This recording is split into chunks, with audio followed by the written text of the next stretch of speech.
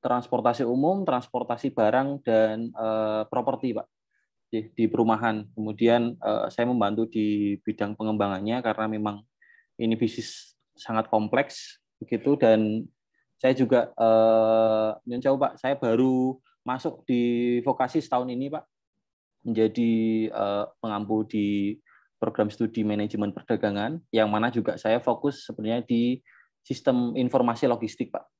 Begitu, dan mungkin yang akan saya share kali ini lebih kepada bidang praktis dan pengetahuan di bidang teknologi logistik, Pak Nyon Sewu. Dan mungkin teman-teman bisa menanyakan atau kita diskusi bareng-bareng agar kelas lebih interaktif, dan mungkin kalau ada nanti kalau ada pertanyaan yang belum bisa saya jawab, nanti saya jawab di pertemuan berikutnya dengan saya membalas email seperti itu. Nyun jauh, Pak Pur, ini kelas sampai jam berapa sih, Pak? Sampai jam 10:10, Mas. 10:10. Oke, berarti ini karena Nyun Jauh slide saya terbatas, jadi mungkin kita akan banyak diskusi dan akan nanti saya tunjukkan beberapa website dan kasus, karena memang di manajemen logistik itu saya sampaikan tadi sangat kompleks, karena kita itu bukan hanya ngurusin pergerakan barang, namun lebih kepada juga pergerakan manusia. Karena di dalam logistik juga ada aset yang fisik dan aset non fisik juga. Artinya kita harus benar-benar istilahnya kalau selama ini saya terjun itu harus sabar. Nah, misalnya anak-anak sekarang itu Nyun Sewu kurang sabar, Pak, kurang telaten. Nah, kita harus memupuk kesabaran kita di bidang ini, karena memang ya itu tadi permasalahannya itu yo ada-ada aja gitu. Ketika kita ngirim barang, kemudian kita ndak senang dia, Pak, dapat uangnya, cuman yo kalau di jalan ya kadang-kadang nggak tenang, karena sudah pernah ada insiden dan lain-lain, yaitu jam 2 pagi ditelepon ada insiden lain-lain. Nah, ini juga nanti saya akan share, kemudian teman-teman bisa diskusi bareng-bareng gitu. Begitu. Nah, ini saya mulai ada 3 topik yang saya akan bahas atau yang saya akan sharing ke teman-teman semua. Pertama adalah teknologi logistik, yang mana sekarang menjadi senjata utama perusahaan-perusahaan logistik di Indonesia gitu. Karena memang pergerakan barang di Indonesia semakin tahun semakin meningkat, apalagi trigger pandemi memang begitu dinamis, kemudian meningkatkan volume barang di jalanan gitu. Pagi, Miss Cus. Ya, izin share ya, Miss Cus. Sudah, pokoknya semangat dari ini langsung 2 loh. Oke. Gitu, pertama teknologi logistik, kemudian sistem informasi. Saya akan sedikit sharing tentang bagaimana sebenarnya sistem yang ada di perusahaan logistik secara umum gitu. Karena memang ketika kita belajar sistem informasi dan teknologi logistik itu ini adalah hal yang menjadi dapurnya perusahaan logistik. Jadi memang tidak mudah untuk kita belajar lebih dalam terkait sistem informasi yang ada di perusahaan seperti itu. Karena memang saya sudah beberapa kali ke perusahaan logistik, kemudian memang tidak boleh serta-merta kita membuka teknologi atau software yang mereka gunakan. Kemudian yang ketiga adalah kita belajar nanti terkait bisnis proses yang ada di logistik, di perusahaan logistik secara umum. Karena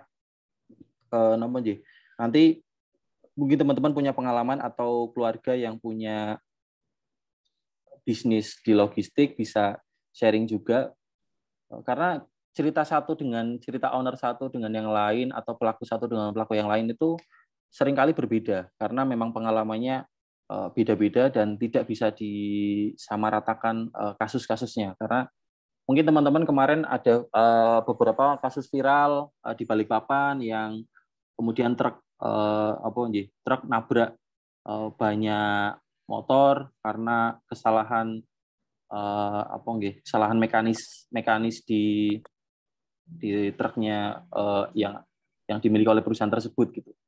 Kita tidak bisa menjudge bahwa yang salah itu supir, tidak bisa.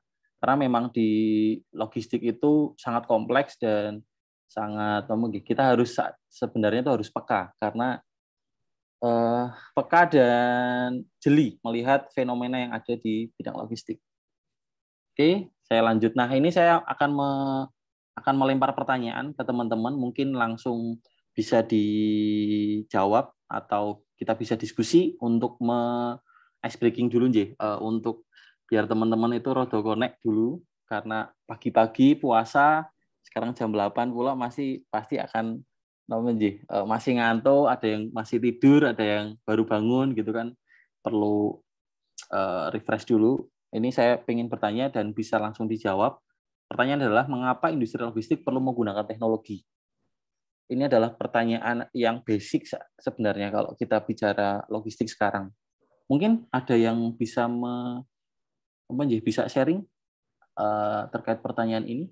Mengapa industri logistik perlu menggunakan teknologi atau memerlukan teknologi secara terintegrasi?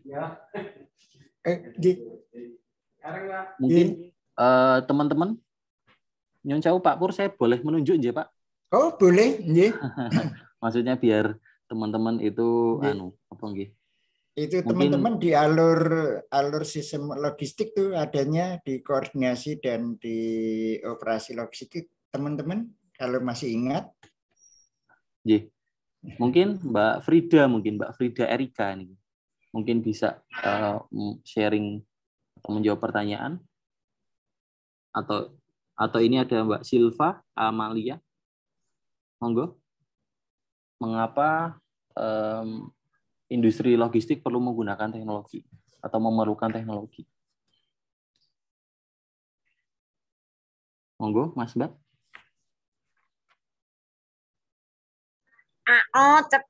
Cepi kemana ini Pak Pur? Ayo, Mas Alfian juga nih. Mbak cantik tuh, raise hand Mas Alfian Dama. cantik. Monggo Mbak cantik. Alfian ada enggak nih Alfian? Ini cantik ada Pak. Oh ya, cantik juga tuh. Monggo Mbak cantik, ya. Di koordinasi dan di operasi logistik tuh adanya tuh. Iya. Sebelumnya mohon maaf ini belum bisa on kamera karena kendala sinyal saya. Izin menjawab terkait mengapa industri logistik itu perlu menggunakan teknologi.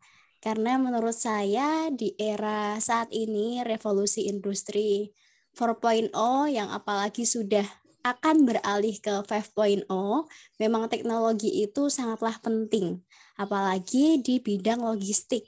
Saat kita melakukan pemasaran barang, kita membutuhkan yang namanya relasi tentunya, kemudian mempermudah koordinasi antar bidang atau bagian, kemudian perlu adanya jaringan yang luas untuk memasarkan produk tersebut. Mungkin itu saja, nanti akan ditambahkan oleh rekan-rekan yang lain. Terima kasih.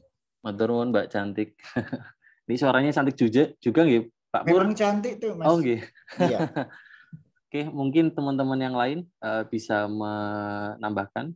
Alfian ada enggak nih? Nah, tuh. Monggo Mas Alfian. Baik, terima kasih Pak Pur dan juga Pak Dama ya panggilannya, atau Mas Dama ini? Mas Dama saja. Oke, Mas Dama.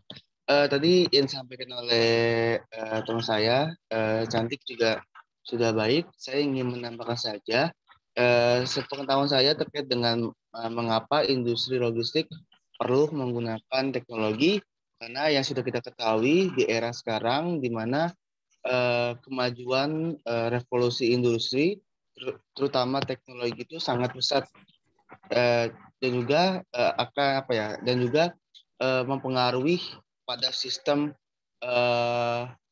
logistik, di mana dengan penggunaannya teknologi dalam kegiatan industri itu untuk mempermudah pekerjaan yang kayak misalkan kayak pencatatan, terus juga pengarsipan, itu bukan salah satu langkah atau cara untuk mempermudah kegiatan pengaturan dari industri logistik tersebut. Mungkin kurang lebih seperti itu. Terima kasih Mas Dama. Maturun Mas Alfian. Secara umum teman-teman sudah paham terkait kenapa kemudian teknologi di bidang logistik itu sangat penting atau menjadi senjata utama perusahaan-perusahaan logistik di Indonesia, baik yang nasional, multinasional maupun yang lokal. Walaupun sebenarnya yang lokal ini belum begitu termasuk di kami, belum begitu diterapkan karena memang keterbatasan sumber daya manusia dan teknologinya, karena perlu waktu dan perlu fokus, karena refocusing juga perlu di satu perusahaan agar target-target yang ada di setiap tahun itu bisa terrealisasi dengan maksimal gitu. Karena ketika kita berubah ke ini saja juga pertanyaan mendasar, kenapa kemudian bisnis-bisnis logistik atau perusahaan kecil itu tidak menggunakan secara integrasi yang bagus, karena memang modal awal untuk merubah atau berubah dari sistem yang lama ke sistem baru itu tidak murah gitu dan perlu waktu. Kenapa kemudian bisnis-bisnis kecil, perusahaan logistik itu tidak semuanya menggunakan teknologi, tapi secara basic teknologi sekarang itu dimanfaatkan perusahaan-perusahaan besar untuk akselerasi, karena menggunakan teknologi juga orang sekarang pengennya instan, makanya kenapa teknologi sangat dibutuhkan. Begitu. Nah, saya mengklasifikasikan atau mengkategorikan beberapa perusahaan-perusahaan di bidang logistik yang bermain di Indonesia. Itu saya mengklasifikasikan ada 6. Mungkin teman-teman ketika mau menambahkan tidak apa-apa. Ini saya mengklasifikasikan secara umum atau mengkategorikan secara umum. Ada 6 kategori ini. Ada grupnya di GoSend itu dan Grab Express. Mungkin teman-teman paham ya, dan sudah pernah menggunakan jasanya, karena pengiriman 1 hari, One Day Express. Jadi mereka memang fokus ke sana gitu. Nah, kedua ada JTR atau JNT Cargo atau mungkin JNT Express gitu. Itu juga satu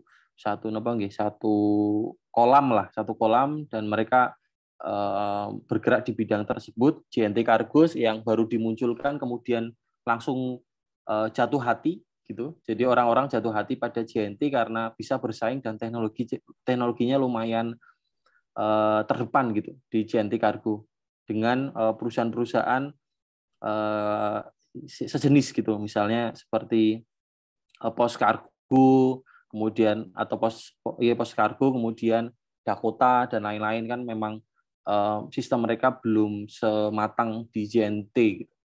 Itu pandangan saya. Kemudian di JTR itu dari JNE itu memang juga fokus di teknologi dan bidang kargo, yang mana juga teman-teman pasti sudah pernah menggunakan jasa mereka.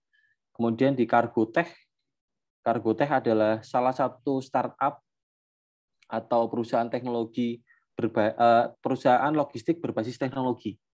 Kemudian delivery juga sama. Nanti di slide selanjutnya saya akan bahas detail terkait pengelompokan ini. Kemudian ada Ritase dan Traubenz. Itu masuk kargo perusahaan yang fokus di B2B atau business to business. Tapi mereka memang membuat sistem aplikasi yang khusus untuk B2B. Mereka focusing ke sana. Kemudian ada Westbike, Messenger Service, dan Porter. Ini perusahaan yang bergerak di kota-kota besar. paling banter itu kalau setahu saya itu ada di Jakarta. Westpac Messenger Service itu semacam pengiriman barang menggunakan sepeda. Jadi orangnya enggak pakai motor, enggak pakai mobil, tapi mereka menggunakan tenaga mereka dan sepeda mereka. Itu pengiriman 1 hari. Kemudian ada di bidang logistik lain, ada Popbox, kemudian Iruna.Asia, dan Credible. Nah, ini juga menarik karena memang di bidang logistik itu bukan cuma kita bicara barang, bicara kendaraan, truk, kemudian trailer yang pakai kontainer 40 feet, 20 feet, enggak. Tapi kita juga bicara terkait warehousing. Karena memang logistik tidak akan lepas dengan warehouse atau sistem pergudangan gitu. Karena memang sekarang itu kalau teman-teman ini juga salah satu peluang bisnis baru. Karena gudang itu sekarang dicari bukan hanya yang strategis, tapi yang memang layout-nya itu sesuai standar perusahaan gitu. Jadi memang ini bisnis baru, Credible. Oke, ini saya highlight lebih dalam. Ini adalah Gojek di GoSend dan Grab Express gitu. Ini saya ngambil di websitenya Gojek, kirimkan perhatian tanpa ketemuan gitu. Itu saja nih, dan dia punya hashtag pasti ada jalan. Ini adalah strategi marketing aja dari Gojek dengan fiturnya GoSend. Ini memang fitur yang cukup membantu. Kalau tidak salah lahir pada 2014-15an di GoSend yang kemudian bisa kita manfaatkan sampai sekarang.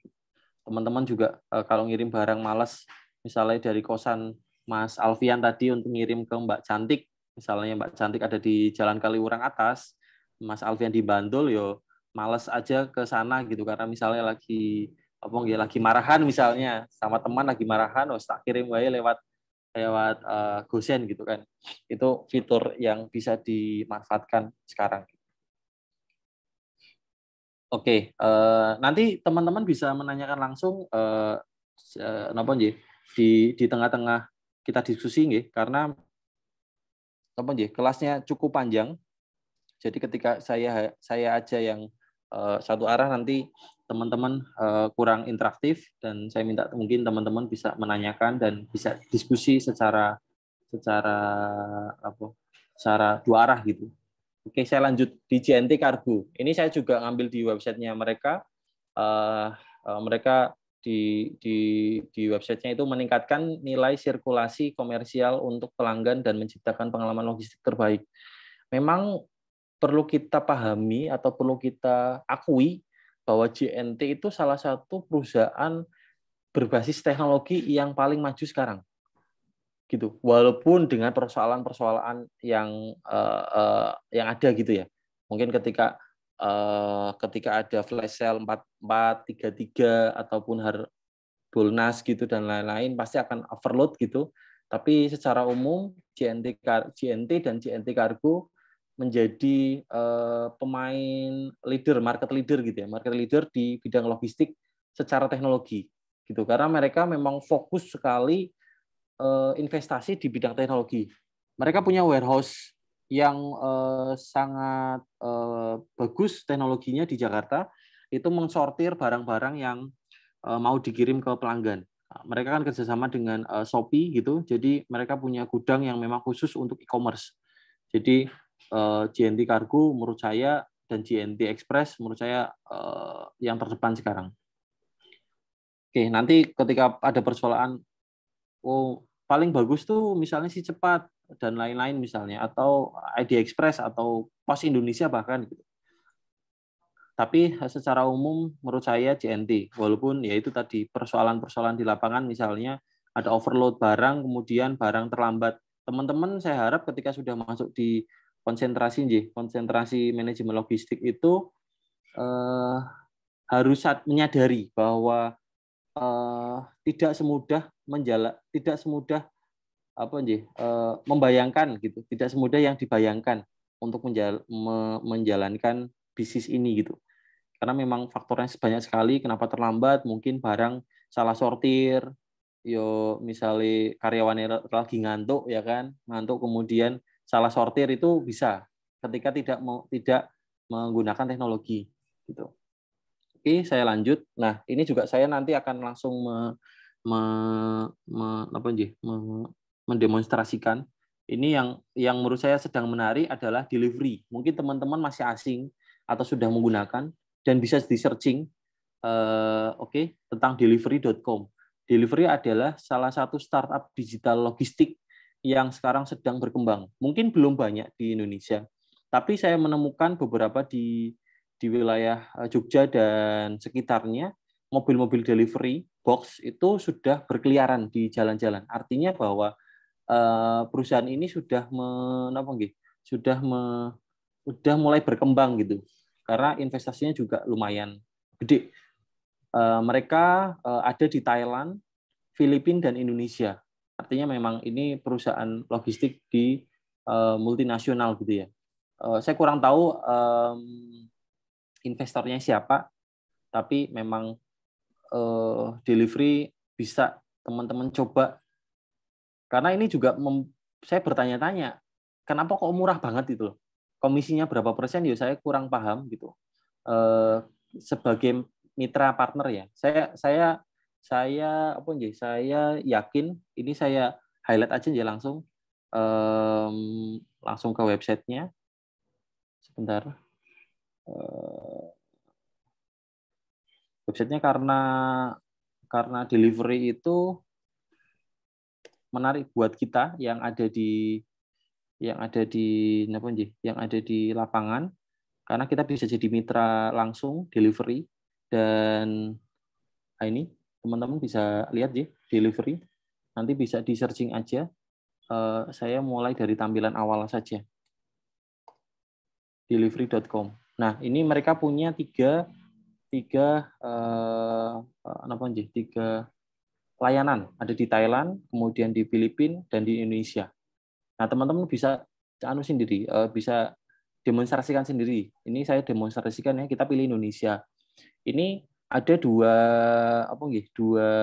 pilihan, ada di LTL, muat sebagian, kemudian FTL atau satu kendaraan full truck loading, tidak salah itu. Kita coba ya, pilih salah satu. Saya minta yang coba yang satu kendaraan dulu ya. Mungkin teman-teman bisa langsung coba searching itu di handphone masing-masing, karena ini sudah enak untuk dipakai di handphone juga.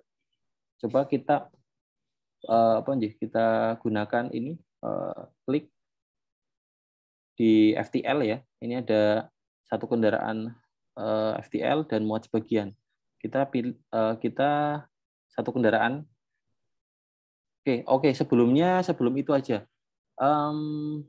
Ini kita bisa milih di menu kiri. Itu ada menu satu kendaraan, cek ongkir, armada dan harga, area layanan, muat sebagian. Nah, saya satu-satu aja nih, biar teman-teman paham. Ini ada di menu cek ongkir, kemudian ada di menu armada dan harga. Nah, ini yang paling menarik di delivery. Kita bisa memilih beberapa beberapa truk atau transportasi yang bisa kita pilih. Ada tronton, yang mana dia ada maksimal tonasenya 15 ton, dan ada maksimal tinggi, lebar, dan intinya volumenya gitu ya, ada 55 meter kubik. Ini maksimalnya. Kemudian di atasnya lagi itu ada 18 ton tronton wing spoke. Nah, ini juga menarik juga. Teman-teman itu ketika belajar logistik itu jangan hanya teorinya saja ya, teman-teman, tapi lebih kepada aplikasinya. Misalnya kita harus tahu belajar mulai dari sekarang itu macam-macam truk misalnya, atau macam-macam, atau berapa sih sakjane berat truk-truk yang ada di jalanan gitu. Biar teman-teman itu paham. Ketika teman-teman nyalip pakai motor gitu, Pak Pur, pakai motor Bucus, itu enggak serta-merta kita nyalahin truknya, kok pelan banget, enggak, jangan. Karena kita harus tahu beratnya saja ini berapa mereka membawa muatan gitu. Jadi memang teman-teman ketika naik motor atau naik mobil, saya harap mungkin pengetahuan teman-teman sekarang rodo-rodo kasihan lah sama truk-truk ekspedisi, karena memang truknya nggak bisa cepat atau banter gitu, dan teman-teman harus sabar ketika di belakangnya gitu. Ya mungkin ada oknum-oknum yang memang truknya itu atau pengguna truknya itu yang kemarin viral kan oleng-oleng gitu. Itu jangan ditiru, tapi sebagian besar memang truk-truk muatan gede itu susah untuk mengendarai. Ini adalah di tronton, ada 2, tronton box dan tronton wings box. Wings box artinya dia itu bukaannya ke samping. Mungkin teman-teman juga sudah pernah lihat itu kalau di gudang-gudang makanan atau gudang-gudang kayak Unilever Group, kemudian gudang-gudang distributor kebutuhan pokok itu banyak itu yang pakai tronton wings box. Kemudian fuso berat. Ini juga kita tahu ini maksimal 8 ton. Ya sebenarnya lebih dari 8 ton itu kalau misal muatan-muatan bukan lewat aplikasi ya. Ini 8 ton, kemudian fuso ringan itu 5 ton, double ankle. Double ankle itu ada 4 ton dan ini beda boxnya. Ada 4 ton dan 4 ton juga. Cuma beda ini mau yang box atau yang bak biasa gitu. Kemudian ada ankle itu maksimal 2,2 ton.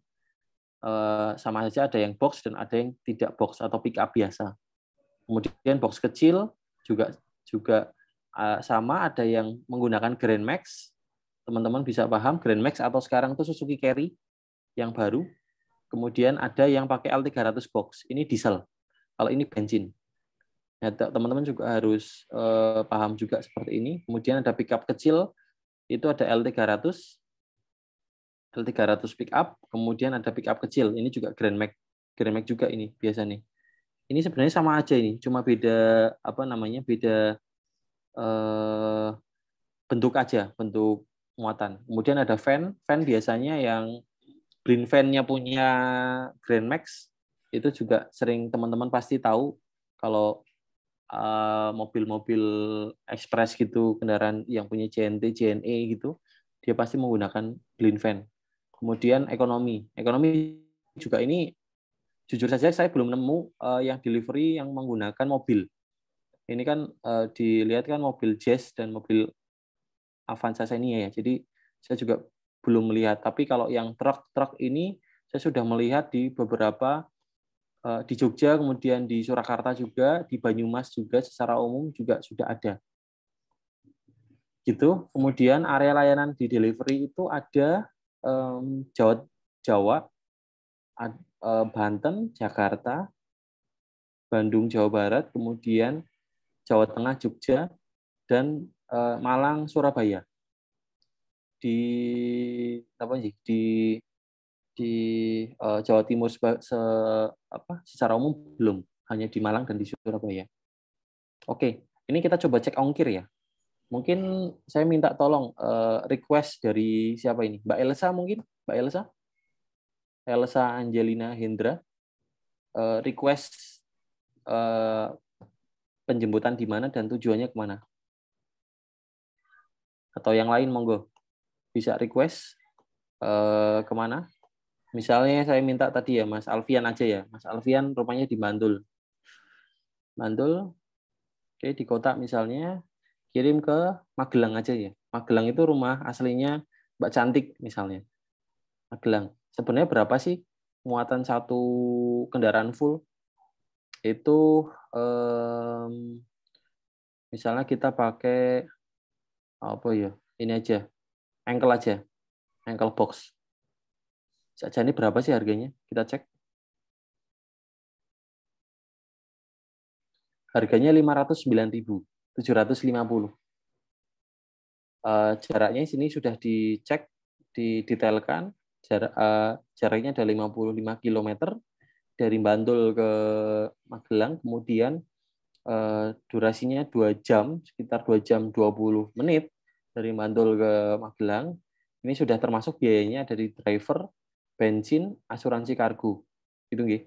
Kemudian tersedia jemput tercepat dalam waktu 3 jam. Waktu nanti ada di slide selanjutnya itu juga tersedia. Jadi tidak jemputan langsung. Jadi kita sudah pesan, tidak mesti barang itu langsung diambil gitu. Kita bisa request. Misalnya kita pesan gitu ya. Kita pesan di delivery. Oke, kita tunggu.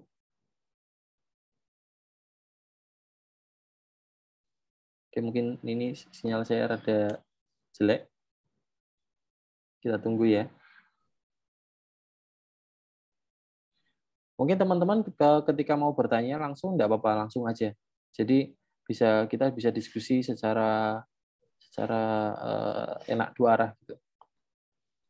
Oke, ini ada di Bantul, misalnya Mas Alfian tadi di Kota Bantul, di kota, kemudian memang jaraknya ini kira-kira tadi 55 km kirim ke Magelang. Ini ada cepat dalam waktu jemput misal 2 jam, ada terjadwal itu mau diambil jam berapa gitu. Kemudian tadi mobilnya engkel ya kita pilih. Harganya tadi 509.000. Nanti kita pilih selanjutnya, nanti kita ngisi form. Ngisi form, kemudian lain-lain. Nah, mungkin teman-teman nanti bisa sendiri ya, bisa demonstrasikan sendiri di rumah. Tapi intinya seperti ini, delivery bisa bisa menjadi atau sekarang itu perusahaan logistik yang sedang berkembang. Oke, saya lanjut lagi ke materi. Ini. Oke, ini tadi ya kita sudah masuk ke delivery. Sebenarnya ini delivery kalau kita bedah secara dalam ini kalau menurut saya kok sangat menarik gitu. Karena nyun sewu ya teman-teman yang punya kendaraan mobil daripada mobil yang nganggur gitu ya. Ini tips aja sih dari saya karena saya kalau dulu pas kuliah misalnya bawa mobil misalnya gitu daripada mobil yang nganggur, kita nganggur, skripsi nggak jalan-jalan gitu ya, itu bisa kita sewain untuk bisa gabung ke delivery karena itu bisa menghasilkan profit juga gitu. Jadi kita daftarkan di delivery sebagai mitra, kemudian ketika ada muatan kita bisa ambil barangnya. Ini juga bisnis yang cukup menggiurkan kalau untuk sampingan ya. Jadi memang daripada kendaraan kita nganggur, kita bisa manfaatkan kendaraan kita untuk bisa menghasilkan uang gitu. Daripada untuk nganggur di garasi aja. Oke, kita lanjut. Ini ada Ritase. Ritase Logistik. Ritase Logistik itu mereka perusahaan teknologi logistik yang fokus pada B2B. Jadi walaupun sajanya perusahaan ini secara di website gitu ya dan aplikasi tidak semenarik gitu, seenak dipakai di aplikasi lain kayak delivery, kayak JNT gitu. Tapi ini cukup lengkap layanannya di Ritase gitu. Dari sampai sini teman-teman ada pertanyaan enggak? Teman-teman bisa sharing mungkin? Tidak ada, Pak. Bisa sharing sudah pernah menggunakan layanan-layanan yang saya share ini? Belum sih, Mas. Belum ya? Jujur baru tahu, makanya tadi sempat kaget. Oh, ada kayak gini ternyata. Oke. Gitu. Oke. Siap. Kemarin Ini itu, gimana? Kemarin tuh sempat juga kan Mas kejadian, saya tuh punya tetangga. Iya. Punya mobil tapi itu bisnisnya cuman ini kayak driver Grab car gitu. Nah, karena pandemi kan jadi sepi ya.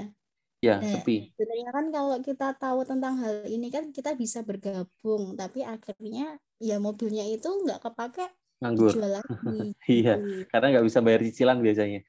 Iya, betul. Nggak nutup gitu. Ya memang ini jadi salah satu alternatif teman-teman yang misal tetangga atau mungkin keluarganya punya mobil yang masih nyun sewu masih misalnya masih ada tanggungan gitu, ini bisa diberdayakan aplikasi seperti ini. Karena memang walaupun sebenarnya saya juga belum tahu potongannya berapa, karena saya belum pernah masuk di secara resmi ya di delivery, tapi memang di situ ada term and condition bahwa kita bisa bergabung di delivery. Persenannya berapa? Nanti kalau saya juga akan share nanti di belakang, teman-teman bisa jadi pebisnis logistik itu berapa persentasenya nanti saya share di belakang agar teman-teman punya gambaran bahwa bidang logistik itu sangat menarik sekarang. Dan apa gitu, teman-teman itu kalau lebih jeli gitu ya, kalau sudah masuk di logistik itu serapan di logistik itu cukup tinggi. Mungkin mencoba Pak Pur itu serapan setiap tahun itu di rekrutmen logistik itu cukup tinggi, Pak. Kemarin kita kan di sharing sedikit ya, Pak. Di sekolah vokasi kan kita pelatihan dengan ALFI, Asosiasi Logistik dan Forwarder Indonesia, yang fokusnya di Jawa Tengah DIY. Itu di setiap tahun kalau di Semarang itu ada Ritra Kargo, kemudian Mitra Kargo dan Pandu Logistik itu setiap tahun dia bukaan. Dan apalagi kemarin teman-teman kalau sadar itu Bulog itu cari lulusan dari manajemen logistik atau manajemen transportasi. Artinya bahwa serapan dari teman-teman ketika lulus itu juga besar. Tapi satu yang saya pesan ketika masuk di logistik yang tadi harus sabar dan telaten karena memang itu kuncinya sih kalau menurut saya. Oke. Saya lanjut tadi Ritase sudah, kemudian Wastebike Messenger Service ya. Ini adalah platform yang cukup viral juga tahun 2018 di Jakarta karena lalu lalang sepeda menggunakan box di atas kiriman, walaupun bukan kiriman berat ya, cukup ramai di Jakarta gitu. Tapi saya nggak tahu nih kalau di Jogja ada enggak gitu, tapi kemungkinan enggak ada, adanya di Jakarta dan di kota-kota besar lain, misalnya Surabaya dan Medan, gitu. Ini juga platform yang sangat menarik kalau saya boleh menjadi rekomendasi karena kita hanya butuh tenaga aja sih, butuh sepeda dan tenaga. Sepedanya juga terserah mau sepeda apa gitu, maksudnya yang representatif juga, bukan yang sepeda misal banyak rusak dan lain-lain, tapi yang proper gitu. Ini juga bisa jadi ngomong. Kalau yang jenis sepeda listrik kecil-kecil itu gimana itu, Mas? Yang sedang beredar, Pak. Iya. Pripun? Itu kan kemudian mereka kan menggunakan, kemudian nanti akan masuk di pool, kemudian nanti mereka akan store uang 30.000 untuk satu hari. Nanti kalau sudah pulang nanti uang itu akan kembali. Itu gimana? Itu masuk mana itu ya? Itu Grab ya, Pak? Itu maksudnya enggak salah itu grupnya Grab ya, Pak? Sepeda listrik ataupun motor listrik itu memang satu teman saya juga ada di sana, Pak. Itu masuk, kalau menurut saya ini masuk yang di awal, Pak, di same day, Pak, karena memang dia kirimannya same day. Nggak bisa kiriman nggak bisa kiriman berhari-hari, nggak bisa, dan instan ya, Pak, dan dia menggunakan aplikasi. Kalau karena basisnya adalah teknologi, Pak. Nah, ini basisnya adalah tenaga, Pak, karena memang layanan sepeda ini itu bagi pecinta olahraga, Pak. Itu awalnya seperti itu, gitu. Oke, saya lanjut. Yang selanjutnya ada ini. Teman-teman mungkin bisa cek ya, teman-teman bisa cek karena ini yang terakhir adalah Credible. Credible adalah pionir gudang online pertama di Indonesia. Dia kalau nggak salah itu mulai dari tahun 2018 atau 17. Mereka menyediakan gudang-gudang untuk bisnis online, bisnis e-commerce. Jadi teman-teman yang malas ribet gitu ya, punya gudang di rumah, itu bisa menggunakan jasanya Credible. Nanti bisa ngelingkan, misalnya teman-teman menggunakan Tokopedia, Shopee gitu, melingkan transaksinya, sistem sistem pencatatannya itu ke kredibel. Karena kredibel itu setahu saya adalah memang fokus ke smart warehousing. Smart warehousing artinya mereka sudah memang fokus ke sana gitu. Nah, ada ini kalau ditulis 100 gudang. Saya tahu di 2018 kalau tidak salah dia hanya punya gudang di daerah Jakarta dan Jawa Barat. Dan ini bagi yang punya lahan kosong dan punya gudang yang tidak terpakai di daerah, misalnya di Jogja, di Surakarta, di mana-mana, punya lahan yang misalnya ruangan yang luas kemudian tidak terpakai, ini bisa kerjasama dengan kredibel. Kredibel ini investornya dari Jerman. Jadi teknologinya dari Jerman. Ini bisa jadi, ini anak muda juga. Ini yang membuat anak muda dan kemudian dia punya inisiasi untuk membuat gudang online yang integrasinya bagus. Teman-teman bisa cek sendiri atau bisa saya cekkan ya di Kredibel. Oke, sebentar. Kredibel.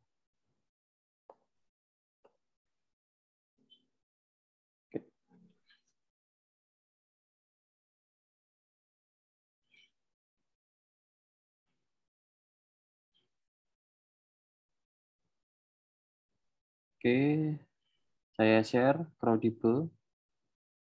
Oke.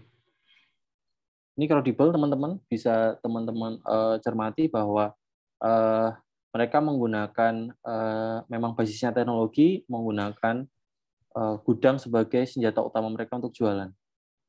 Oke, ini ada beberapa tawaran. Kalau mitra Kredibel, jadilah mitra gudang Kredibel, manfaatkan space kosong ruko atau gudang kamu untuk mendapatkan penghasilan tambahan. Jadi memang sebenarnya tidak mesti harus ruangan gede, tapi bisa yang punya properti nggak kepake, atau misal bapak ibu punya garasi yang nggak kepake gitu, yang bisa dibuat lebih proper lagi untuk bisa disewakan ke Kredibel. Karena memang mereka fokusnya ke e-commerce. Jadi karena transaksi di pandemi sangat gede gitu, orang malas untuk keluar-keluar, jadi memanfaatkan UMKM untuk menjadi mitra juga si Kredibel dan transaksi lewat sana. Kalau tidak salah itu potongan per transaksi 1-5%. Nah, itu tergantung barangnya. Itu teman-teman itu tinggal fokus ke marketing. Jadi nggak usah ngurusin gudang, nggak usah ngurusin packing gitu, nggak usah ngurusin itu. Jadi langsung aja kita ngurusin marketing aja, mereka yang menyiapkan barang-barang kita. Jadi teman-teman ketika order barang misalnya dari supplier dari Tanah Abang gitu ya misalnya ya, Mbak Anissa misalnya punya bisnis online di Jogja gitu, tapi pasarnya itu di Semarang dan di Jakarta.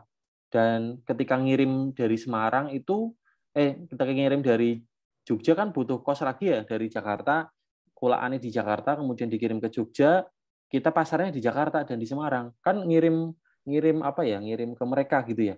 Nah, lewat Kredibel kita bisa menggunakan fasilitas mereka, gudang mereka gitu loh. Jadi bisa menggunakan fiturnya Gojek. Jadi same day-nya tadi.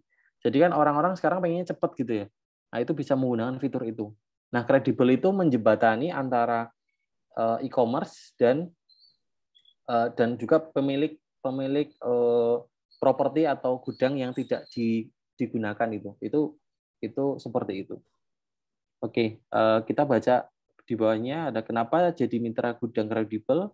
Pertama adalah pemilik properti, manfaatkan space kosong, kemudian operator tidak harus punya aset, tetap bisa kelola gudang Kredibel. Kemudian pemilik properti dan operator. Jadi bisa mendapatkan pendapatan double. Jadi pemilik properti juga bisa jadi operator. Nah, ini berkontribusi untuk membantu UKM menjalankan bisnis online mereka. Tempat penyimpanan, picking dan packing, pemilihan dan pengemasan, kemudian koordinasi pengiriman. Jadi pengirimannya mau lewat mana, itu semua ada di gudang Kredibel itu loh. Jadi teman-teman biasanya misal pakai JNT atau Si Cepat atau ID Express itu bisa langsung dipilihkan di sana karena memang ada counter langsung di sana. Gitu. Itu ini apa keuntungan jadi mitra, teman-teman bisa baca sendiri, dan ini syarat jadi mitra juga teman-teman bisa baca sendiri. Oke, ini langkah apa saja bisa jadi mitra gudang dan lain-lain. Nah, teman-teman bisa gunakan ini sebagai peluang bisnis juga. Begitu, itu kredibel. Mungkin ada pertanyaan dari teman-teman terkait kredibel? Sharing Mas Dam. Monggo, iya Pak. Kemarin itu teman-teman itu saya beri tugas untuk mendiskusikan topik-topik di dalam silabus atau RPS. Yes. Nah, salah satunya adalah warehouse atau gudang dan penggudangan itu. Di situ ada teori bahwa salah satu persyaratan yang lain pasti itu adalah gudang harus berada pada yang strategis, dari segi berbagai hal, kemudahan jangkauan, penglihatan dan lain sebagainya. Nah, saya pernah mementahkan Mas Dama. Bagaimana kira-kira mementahkannya begini, di era 4.0 ini bahwa yang namanya tempat atau warehouse atau apalagi namanya gudang yang paling mudah kita rasakan itu di mana saja. Tidak perlu kita mencari lahan yang strategis itu, yang dekat jalan raya atau apa. Yang penting itu ada akses ke sana. Nah, kemudian kan yang penting di era ini kan komunikasi tadi, marketingnya, pemasarannya itu. Nah, sehingga bahwa untuk hal semacam ini justru memudahkan pada teman-teman itu bisa ikut bergabung. Ya. Karena di daerah ini dekat Meguarjo, dekat Bandara di Cipto itu ada sebuah tempat. Bahkan gudangnya cukup besar, itu dulu tempat olahraga badminton itu ya. Itu di tengah-tengah dusun yang tidak ada orang tahu, tapi luar biasa omsetnya. Dan bahkan itu bisa UMKM masuk. Maka sebenarnya praktik-praktik seperti ini teman-teman bisa masuk ke sana. Katakan saja tempat mereka usaha itu bidang-bidang fashion dan elektronik dan sebagainya, banyak teman-teman dari sekitar sana itu UMKM bisa masuk. Nah, kira-kira Mas Dama, apakah kalau kita melihat teori fundamental logistik itu kan juga salah satunya strategi gudang itu harus strategis dilihat dari segi jangkauan, aset dan lain sebagainya. Di situ sama mentahkan, tidak perlu harus yang strategis. Kira-kira gimana Mas Dama? Saya setuju banget Pak Suranto. Ini saya juga belajar ini 2 tahun terakhir Pak, bahwa perkembangan teknologi sekarang itu sangat nyoncew Pak, tanda kutip sangat gila Pak. Yang tadinya nyoncew di teori bicara A, kemudian di lapangan ternyata itu tidak berlaku. Ini juga ketika kita bicara gudang seperti itu Pak. Yang penting adalah ketika kita bicara gudang harus tempat strategis, sekarang bisa dimentahkan Pak, karena salah satu platformnya yang saya familiar ada Credible. Ini memutus stigma bahwa gudang itu harus besar, kemudian gudang itu harus sangat representatif gitu. Enggak. Yang sekarang di lapangan adalah yang penting gudang itu punya akses, misalnya mobil atau truk kecil bisa masuk lah.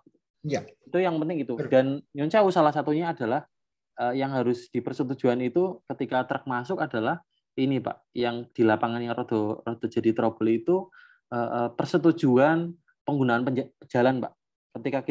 Ketika gudang kita ada di dusun dan di desa Pak, itu masyarakat iya Pak. Nah, itu juga harus ketika kita mau terjun di bidang ini, kita punya lahan dan kita punya gedung atau bukan gedung lah, bangunan yang bisa dimanfaatkan jadi gudang, persetujuan dulu dengan warga sekitar terkait penggunaan jalan. Karena memang trouble-nya seperti itu Pak di lapangan. Jadi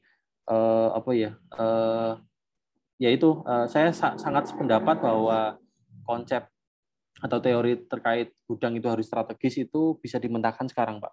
Kalau dulu nggak bisa Pak. Ya, betul. Dulu nggak bisa. Dalam fundamental logistik manajemen itu pasti salah satu syarat gudang itu harus strategis dari akses jalan, akses lain-lain itu. Iya, harus strategis sekarang dia Pak. Makanya memang sekarang gudang itu cenderung murah Pak, secara biaya. Karena kan gudang itu kan terutama biaya sewa ya Pak. Biaya sewa gudang kan sakjane itu mahal juga Pak kalau di kos kita main di logistik, gudang itu salah satu costly lah Pak gitu. Ini sekarang hitung volume Mas. Iya Pak. Jadi sekarang itu enggak lebar tinggi. Iya. Itu sekarang enggak begitulah. Maksudnya karena ada banyak pilihan. Kredibel itu ya Mas. Iya, ada pilihan gitu Pak. Ini salah satunya. Jadi teman-teman itu karena memang arah bisnisnya sekarang sangat berbeda. Jadi intinya orang itu ketika kita ngomong bisnis online, orang tuh pengennya cepet dan enggak ada masalah. Harganya murah, sangat kompleks Pak ini kalau kayak gini. Jadi harganya murah, pengen cepet, barangnya selalu aman. Makanya memang ketika kita bicara tadi warehousing di Kredibel itu mereka memudahkan atau mendekatkan dengan konsumen mereka. Jadi tapi kita harus paham juga bahwa pasar kita ada di mana. Gitu. Ketika pasar kita ada di Jogja misalnya, kita bikin gudang di Semarang gitu, salah juga gitu. Artinya kita bisa bisa memetakan bisnis kita di mana. Itu terkait Kredibel. Mungkin dari sini ada pertanyaan dulu dari teman-teman, boleh? Sebelum saya lanjut ke topik sistem informasi. Teman-teman, monggo. Mbak Eka Sari, monggo.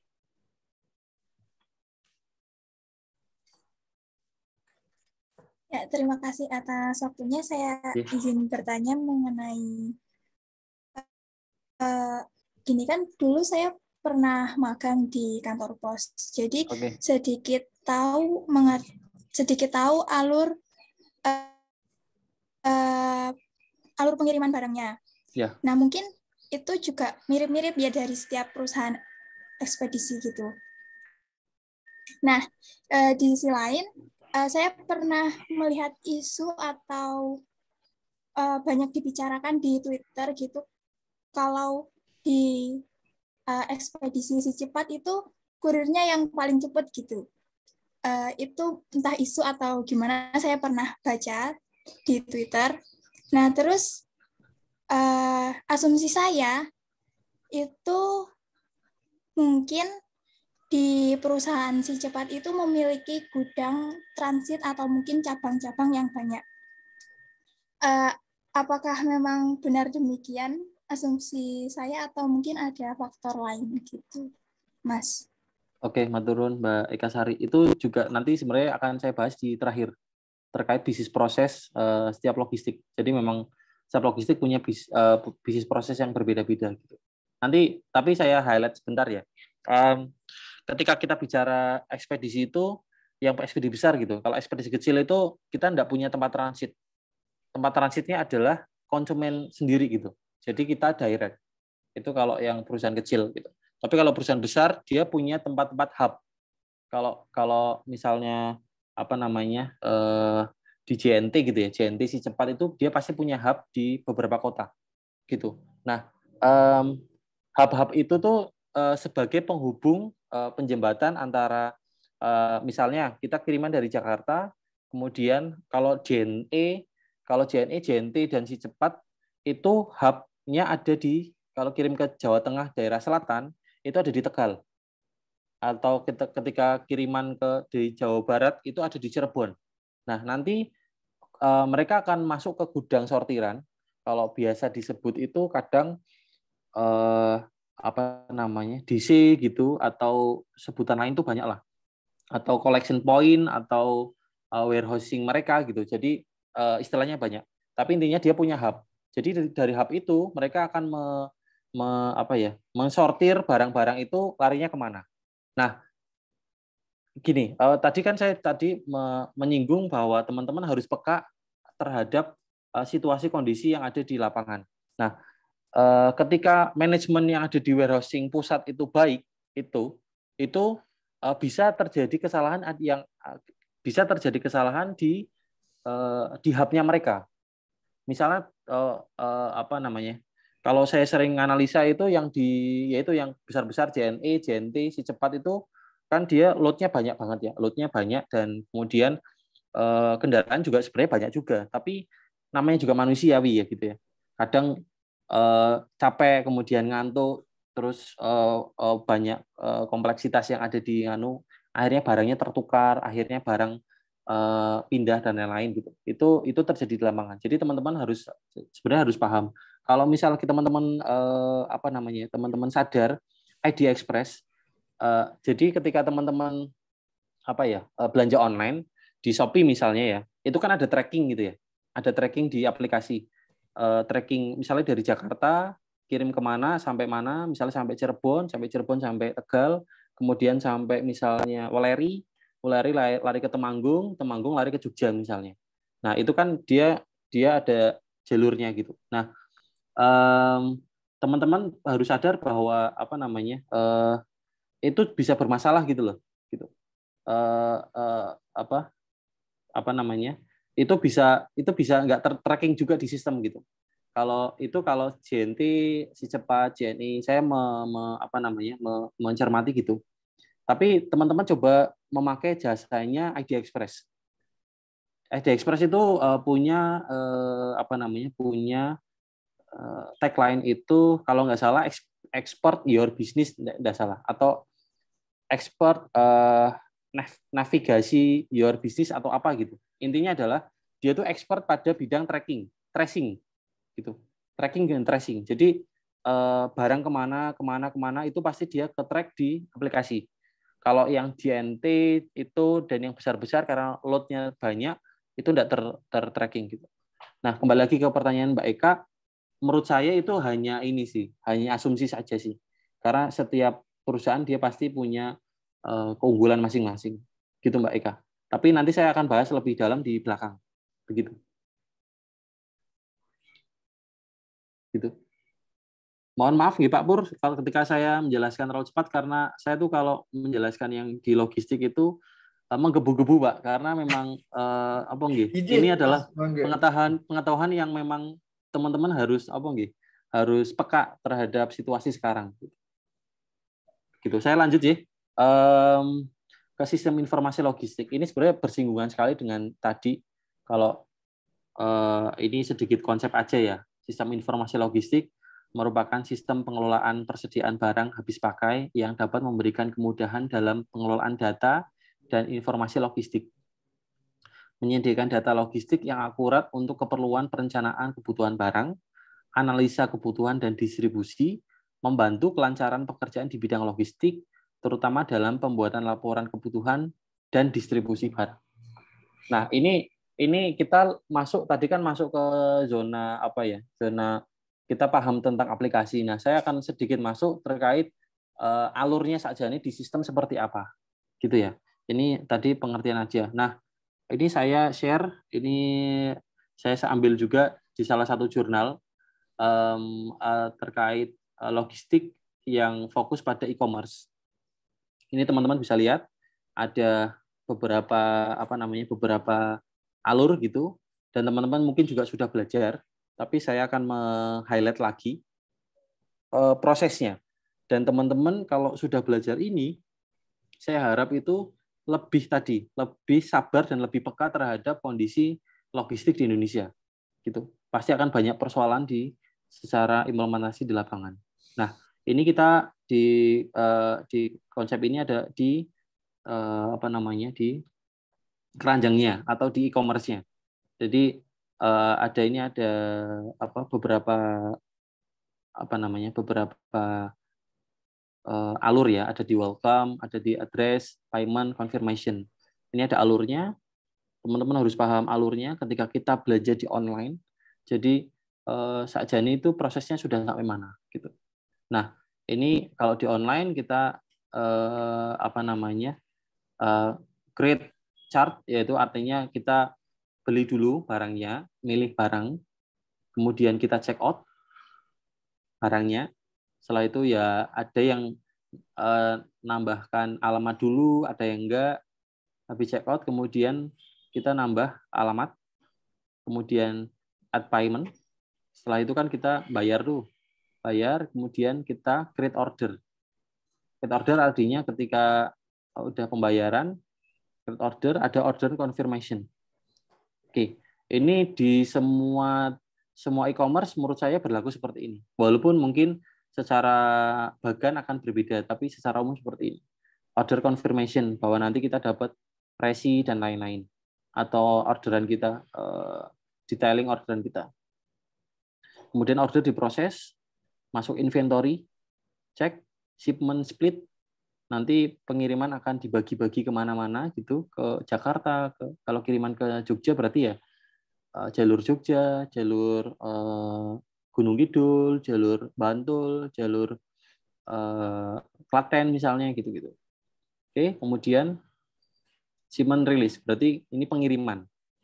Oke, jadi sudah siap kirim gitu. Sudah dibagi-bagi semua, masuk inventory, masuk gudang, kemudian shipment release. Kemudian lanjut ke add to pick list. Itu ada packing slip, ada pick list. Ya, barangnya siap dikirim dan masuk ke ke jalurnya mereka gitu. Oke. Jalur pengiriman ya. Terus kemudian kita ada di order complete shipment. Itu kita tracking. Oke, tracking itu sistemnya seperti ini. Ada ERP system, DAM system, PIM system, CRM system. Ini tidak kita bahas hari ini karena ya intinya adalah sistem-sistem ini itu yang ada di dalamnya karena ini adalah teknis gitu. Nanti di dalam tracking kita tahu data tentang warehouse system, kemudian payment gateway-nya, shipping gateway-nya. Oke, barang komplit diterima. Oke ya, sudah ini tracking. Ada barang yang di return atau exchange. Jadi barang yang sudah dikirim kemudian barangnya tidak sesuai dengan apa yang diharapkan itu bisa dikirim. Kirim balik. Kirim balik nanti prosesnya dari awal lagi. Prosesnya dari bisa shipment release atau dari sini. Intinya adalah ini adalah bagian yang terus berputar di e-commerce. Nah, teman-teman kan pasti punya pengalaman masing-masing ketika berbelanja online. Enggak seperti itu, Mas. Misalnya alurnya ya tapi secara umum seperti ini. Setiap perusahaan pasti dia punya karakter masing-masing lah. Cara split barangnya seperti apa, di gudang anunya seperti apa gitu. Begitu. Ini ada pertanyaan dulu sebelum saya bertanya. Mungkin teman-teman bertanya atau sudah pernah pengalaman apa gitu terkait masuk ke softwarenya mereka gitu. Karena teman-teman ketika magang itu kalau tidak salah itu bisa mengakses sistemnya POS misalnya. Tadi Mbak Eka ya di POS ya Mbak, itu bisa mengakses sistemnya POS. Tapi kalau nggak magang itu nggak bisa. Kalau kita mau penelitian aja tuh nggak bisa membuka sistemnya POS atau sistem yang lain. Karena memang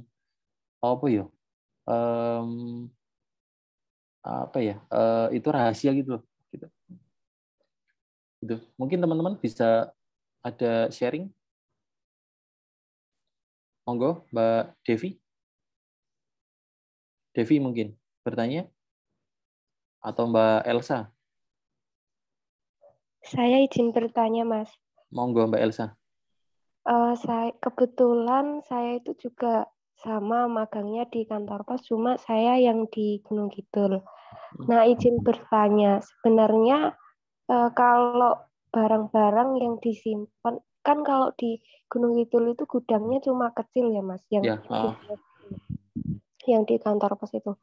Nah, idealnya tuh sebenarnya kalau paket itu tuh gimana ya Mas? Soalnya waktu magang tuh saya bingung karena misalnya nih kita kan menerima paket dari loket nih hari ini.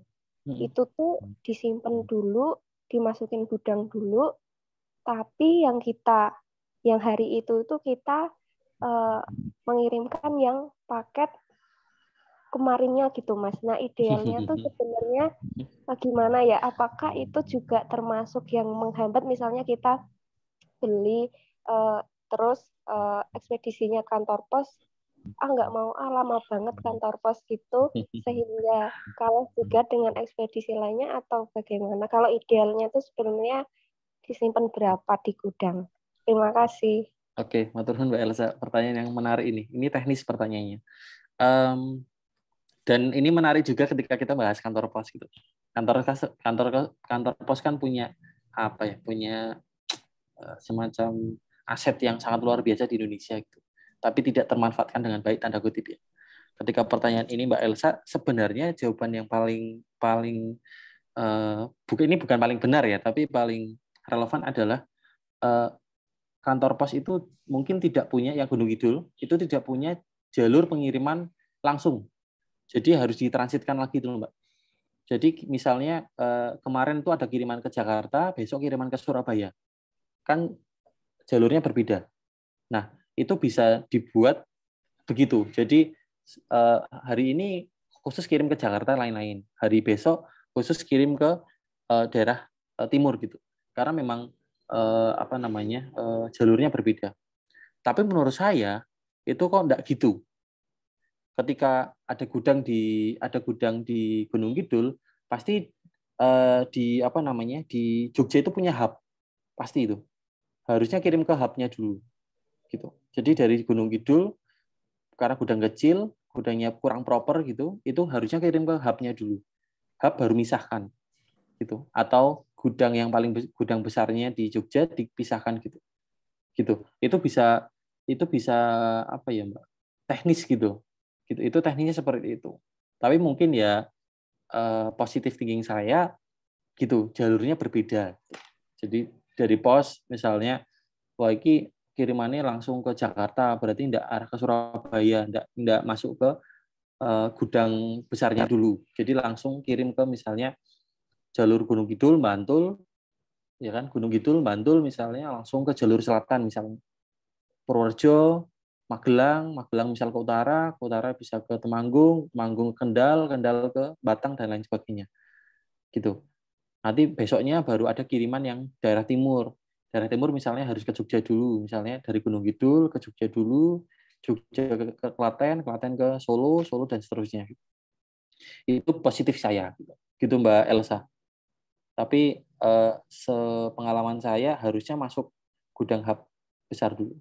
Gitu. Mbak Eka mungkin yang punya pengalaman juga di pos. Monggo Mbak Eka. Baik.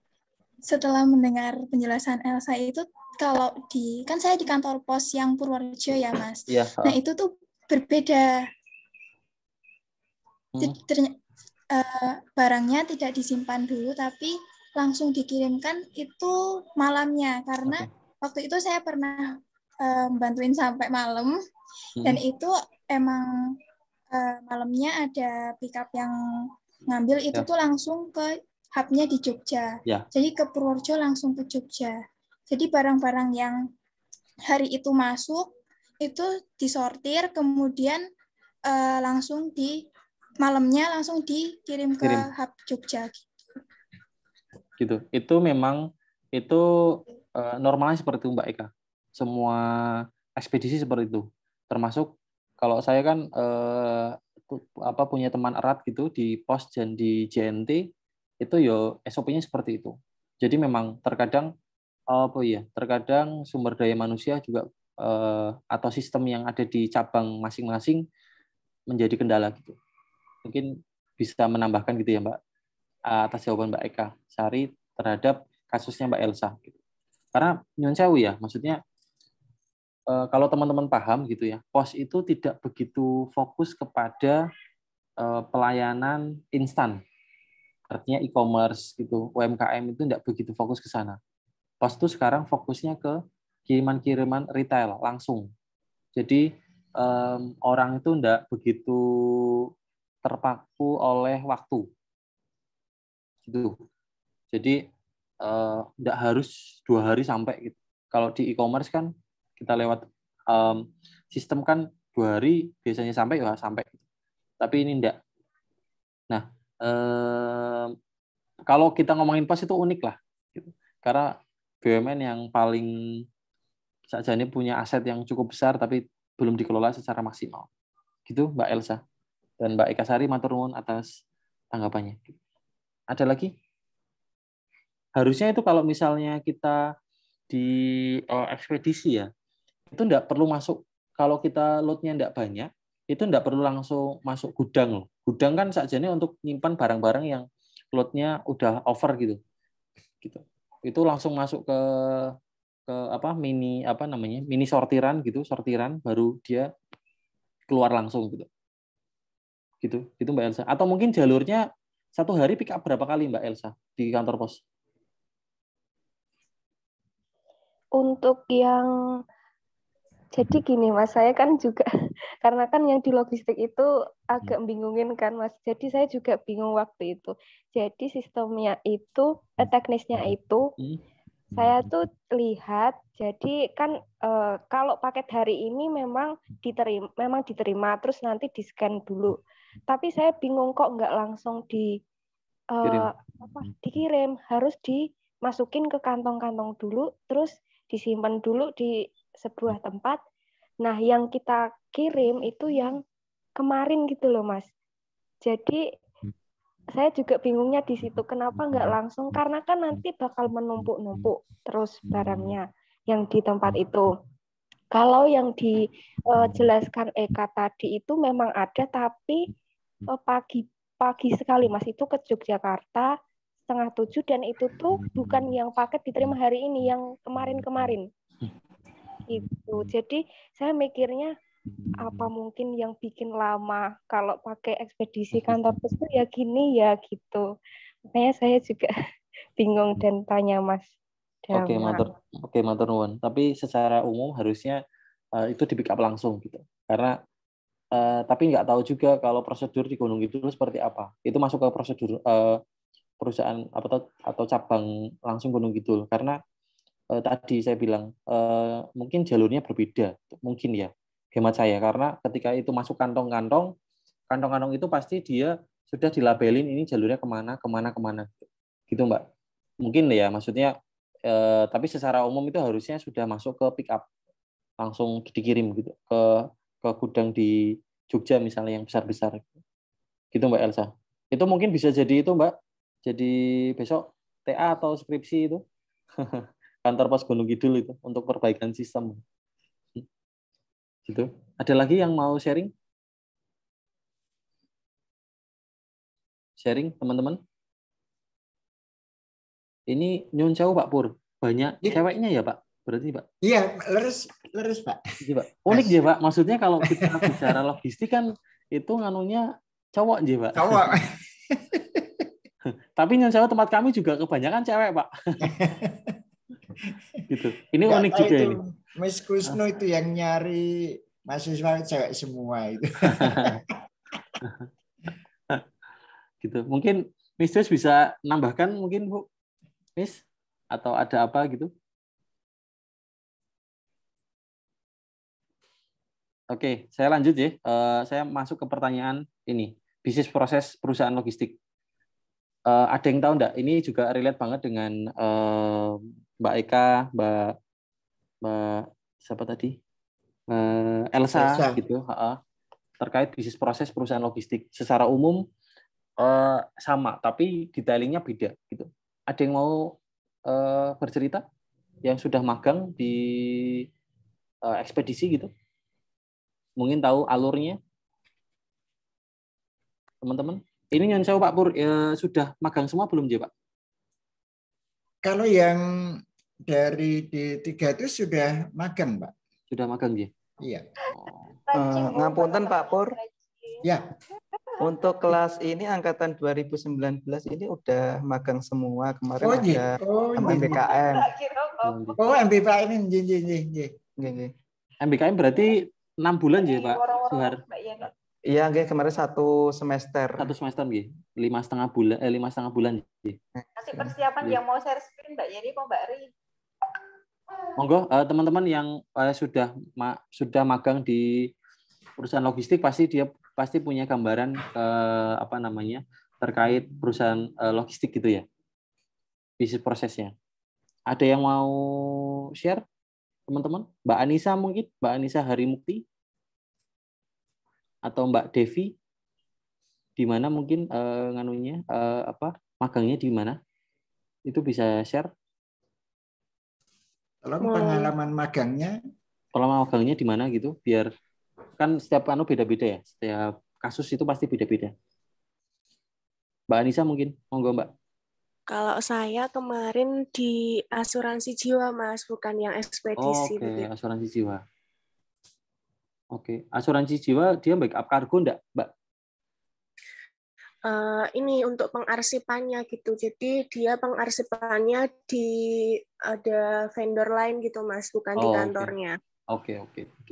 Siap. Matur nuwun, Mbak. Mungkin Mbak Devi Alivia mungkin. Di mana magang di mana gitu?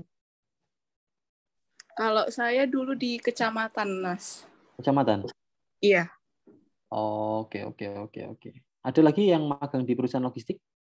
Ini karena lagi-lagi saya mengingatkan ya, serapan di perusahaan logistik itu sangat besar dan cukup menjanjikan. Apalagi teman-teman nanti bukan cuma di perusahaan logistik di domestik, tapi di multinasional. Misalnya kalau kita ngomongin ekspor, di freight forwarder gitu, di MLKL, MKL misalnya, MKL, atau di misalnya bisa ke depo kontainer, bisa ke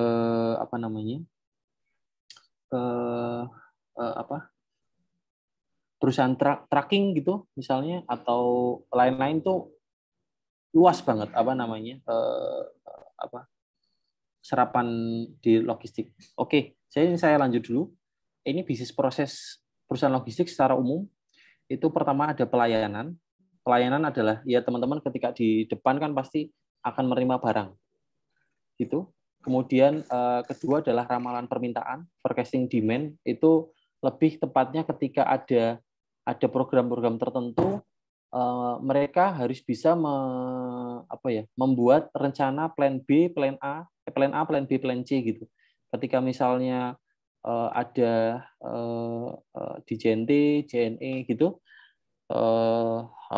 di Harbolnas 44, 33 gitu, flash sale gitu, dia harusnya sudah punya ramalan permintaan, artinya artinya tidak overload nantinya. Kemudian manajemen persediaan, kemudian penanganan material, proses pemesanan, pengemasan, komponen pelayanan pendukung, pengadaan, reverse logistik. Yang saya titik beratkan sebenarnya ada di manajemen persediaan dan pengemasan. Ini menjadi kalau di kami gitu ya, di Samudra Group itu kita ekspedisinya bukan teknologi tapi konvensional. Kita fokus ke kiriman buah-buahan. Jadi kita menyediakan truk, kemudian truk itu membawa buah dan sayur dari daerah gitu. Kita fokusnya ke situ. Jadi memang itu menjadi fokus kita. Nah, kalau persoalan di kita itu harus menangani materialnya. Kita harus jemput bola. Kita harus ke petaninya. Jadi kita bukan di gudang gitu, enggak, tapi kita harus jemput bola, truknya harus ke sana, kemudian tidak cuma satu tempat itu yang kita lakukan, itu beberapa tempat. Misalnya di pengepul A atau petani A, petani besar A dapat barang seberapa, petani B cuma ada barang seberapa, nah kita kumpulkan. Jadi kita konsolidasi. Nanti jadi satu kiriman. Nah, biasanya kita seperti itu. Nah, proses penanganan ini harus ekstra. Maksudnya enggak tahu. Maksudnya kita itu kalau di lapangan enggak tahu barang yang barang yang rusak atau enggak gitu. Terkadang itu kalau sudah malam itu ngeceknya tidak begitu teliti daripada kita pagi-pagi gitu. Kasusnya seperti itu. Jadi si supir dan si kernet juga kayak misalnya Jawaban itu pasrah ke petaninya atau pengepulnya bahwa barang itu aman dan siap kirim. Nah, kita proses pengemasan aja, gitu. Jadi yang kita lakukan seperti itu. Tapi secara umum di perusahaan yang sudah besar ada pelayanan, permintaan, manajemen persediaan, penanganan material, proses pemesanan, pengemasan, terus komponen pelayanan pendukung, pengadaan, dan reverse logistik. Reverse logistik itu lebih kepada layanan layanan pengembalian barang. Jadi teman-teman yang pengiriman barang, transaksi di e-commerce kan pasti ada fitur pengembalian barang atau pengembalian barang atau retur barang. Itu juga masuk ke bisnis prosesnya perusahaan logistik. Jadi ada layanan itu, gitu. Kemudian manajemen persediaan lebih kepada barang-barang yang ada di gudang, gitu. Jadi kita harus paham juga memanagenya seperti apa. Oke, saya lanjut ke ini, JNT proses. Ini hasil wawancara saya atau hasil observasi saya di lapangan. JNT proses seperti ini. Jadi ini mungkin sebelum kita ngomongin bisnis di logistik ya, JNT proses secara umum seperti ini. Kita pengirim, kemudian setelah kiriman dia masuk ke drop off point. Kalau teman-teman itu, kalau ini saya contohkan JNT ya, teman-teman itu pasti sudah pernah melihat collection point dan drop point. Oke ya, itu masuk di sini. Jadi misalnya nih, Mbak Eka Sari rumahnya di mana, Mbak? Di Purworejo, Mas. Purworejo kota ya, misalnya kota gitu ya. Pasti ada collection point atau drop point, pasti ada.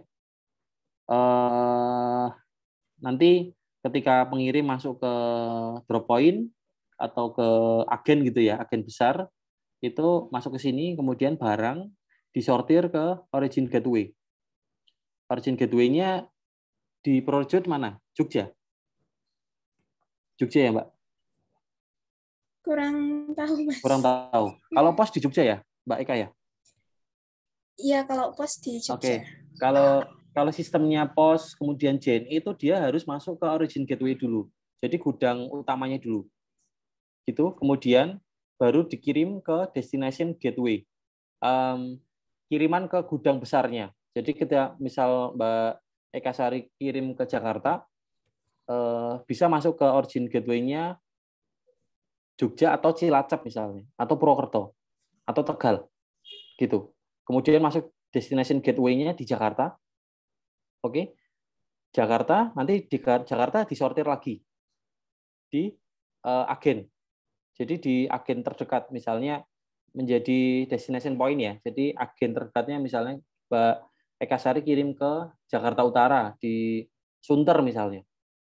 Masuk ke Sunter, kemudian baru kirim ke penerima. Nah, ini secara umum seperti ini. Jadi memang teman-teman ketika kirim barang, saya harapkan lagi, ini kan kebetulan cewek semua ya, rata-rata cewek gitu ya. Cuma tadi Mas Alfian ya, cowok Mas Ari Setiawan juga.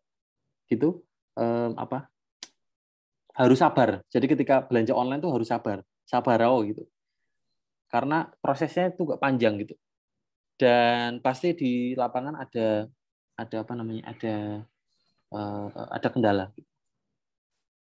Begitu. Nah, oke, ini mungkin slide terakhir, Pak. Ini slide terakhir dari saya. Kita ngomongin terkait bisnis logistik. Jadi teman-teman yang sudah magang dan yang belum magang di logistik, ini menjadi satu kesempatan peluang bisnis yang mana bisa diusahakan lah. Dulu saya juga membuka sebagai cabang di Banjarnegara, cabang utama Pahala Express, Pahala Kargo. Gitu. Kemudian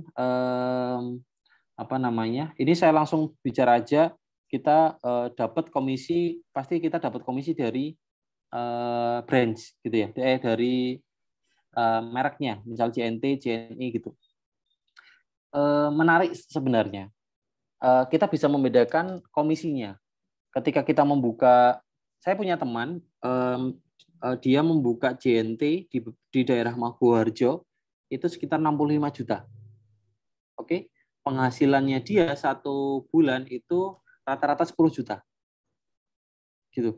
Nah, artinya ketika kita mau membuka franchise ya, kalau ini kan lisensi gitu ya. Kalau kita sebut lisensi agen-agen seperti ini, teman-teman harus tahu dulu pasarnya. Misalnya JNT pasarnya seperti apa, POS seperti apa, kemudian lain-lain misalnya JNI seperti apa. Oke, ada beberapa tahapan, ada beberapa kasta di kalau kita mau belajar atau kita mau bisnis logistik. Kalau yang di JNT itu ada 2 kasta. Kalau setahu saya ada di drop point sama collection point. Kalau tidak salah ya, itu paling rendah adalah sub drop point. Jadi sub agen. Dia itu atas nama agen, atas nama collection point. Gitu. Nah, saya akan sharing berapa sih sakjane komisinya gitu. Kalau di JNT ini off the record ya teman-teman ya, untuk pengetahuan teman-teman, ketika teman-teman mau usaha di bidang logistik, di JNT kalau kita jadi collection point itu komisinya 25%. Gitu ya. Itu teman-teman boleh catat. Ketika misalnya ada kiriman barang 100.000, teman-teman itu sudah dapat 25.000. Satu barang. Oke ya, satu barang 25.000. Jadi bayangkan teman-teman bisa transaksi 100.000, ada kiriman barang 100.000 dikali berapa gitu. Dikali 100 transaksi setiap hari. Waduh, cuan itu. Cuan banget itu. Jadi artinya apa? Artinya itu peluang banget, itu peluang gitu. Walaupun untuk modal awal itu cukup ada yang murah, ada yang mahal. Itu tergantung pilihan aja. Kalau subagen di JNT itu 15%. Jadi transaksi misalnya 10.000 gitu ya. Ini jangan ngomong 100.000 lah. Ini kayak banget ya, marketing banget ya. Ngomongnya 10.000 aja. Transaksi kiriman 10.000 gitu, tertera kirimannya 10.000 gitu. 15%-nya adalah 1.500. Satu transaksi. 1.500 ya. Kalau 10 transaksi 15.000. Kalau 100 transaksi setiap hari itu 150.000 per hari. Bersih. Langsung cash dapat. Maksudnya langsung dapat itu nanti dipotong dari sistem. Tapi kalau kita jadi agen besar itu 25%. Nah, kalau kargo itu lebih gede lagi. Rata-rata 28%. 25 sampai 30%. Itu kargo. Kargo yang gede-gede di atas 10 kilo. Gitu. Nanti kita akan dapat uang lagi ketika kalau di kargo ya. Dulu saya bermain itu kita dapat dari packingan. Packingan bayar lagi. Kiriman motor kalau teman-teman tahu itu sangat menguntungkan kalau untuk ekspedisi. Karena uangnya menggiurkan. Sekali transaksi 400.000, dipotong misalnya 30%. 100.000 satu motor berarti kita dapat 150.000 satu motor. Kalau misalnya 5 motor 750.000 per hari. Gitu. Maksudnya kalau menurut saya senang di bidang logistik yang kargo. Kalau yang ekspres itu saya tidak begitu suka. Karena Karena seninya di situ. Seninya kita bisa packing barang, kita dapat duit tripilan dari situ. Itu dapat untuk karyawan, untuk kita juga dapat. Jadi teman-teman tapi gini, membuka agen sekarang itu ya rada susah gitu. Tantangannya itu. Kita enaknya beli lisensi aja dari agen yang sudah ada. Teman saya gitu. Teman saya yang di Maguwoharjo, collection point di JNT, itu beli 65 juta, itu dia udah jalan dulunya 2 tahun. Dia neruskan untuk 3 tahun. Modal awalnya 65 juta sudah sama rukonya. Penghasilan dia per bulan itu 10 juta. Gitu. Per bulan. Maksudnya bersih 10 juta. gitu. Dia cuma dibagi 2 orang, ownernya 2 dan karyawan 1. Berarti kira-kira bersih ya 4 jutaan lah, 3-4 juta itu bersih. Jadi teman-teman ketika misal Mbak Eka Sari di Purworejo ada peluang untuk JNT atau JNE lain-lain, ambil aja karena pergerakan barang di Indonesia semakin tahun semakin meningkat gitu. Itu peluang banget. Tapi paling peluang menurut saya ya kargo gitu. Karena kita kelipatan langsung 10 kilo, 20 kilo dan lain sebagainya.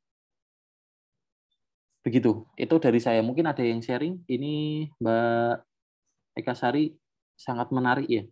Iya tadi ya bilang ya sangat menarik.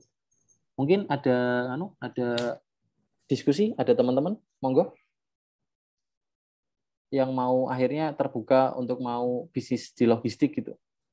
Belum ada gambaran habis kuliah pengen bisnis opo gitu. Logistik lah. Menjanjikan. Oh iya, kalau kita nggak perlu juga punya mobil ya, truk ya. Jadi ketika kita bayangannya bisnis logistik itu harus punya mobil, enggak juga gitu. Itu kalau menurut saya, karena kita bisa memanfaatkan platform-platform yang sudah saya sharing tadi, gitu, membuka pengetahuan teman-teman. Mungkin itu Pak Pur. Halo Mas Dama. Monggo Pak. Wah, saya teratapan ini. Ini sudah materi yang terakhir pun dan banyak hal yang sangat menarik luar biasa. Dan memang juga Mistus bilang maksimum sampai jam 10 juga itu.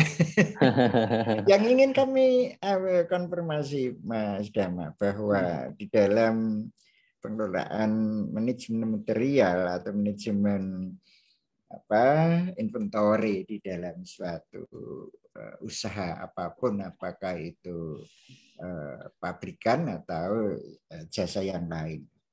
Yang terpenting kan gini Mas Dana, untuk memberikan kredibilitas atau kepastian untuk memberikan kepuasan pada pelanggan. Tapi banyak yang terkait yang misalnya seperti Anissa, seperti Elsa, Eka Sari, Aristiawan dan lain sebagainya. Kawan-kawan ini kalau tertarik untuk bisa melakukan, karena di era sekarang ini digital ini. Kita nggak perlu beli truk, kita nggak perlu beli kereta, pesawat, bagaimana tinggal kita strategi untuk bisa melakukan untuk itu. Nah, kadang-kadang kita juga bisa menggunakan agen atau distributor sebagai retailer atau wholesaler. Ya, misalnya packingnya itu kan mungkin nanti kita berperan sebagai wholesaler dan sebagainya. Gini Mas Dama. Pengalaman yang ada di perusahaan Mas Dama. Untuk bisa memberikan yang terbaik kepada pelanggan, kadang-kadang kan kita tuh banyak kalau kita melihat di kesan istilahnya kalau kita membeli ini kan itu ada pesan ya.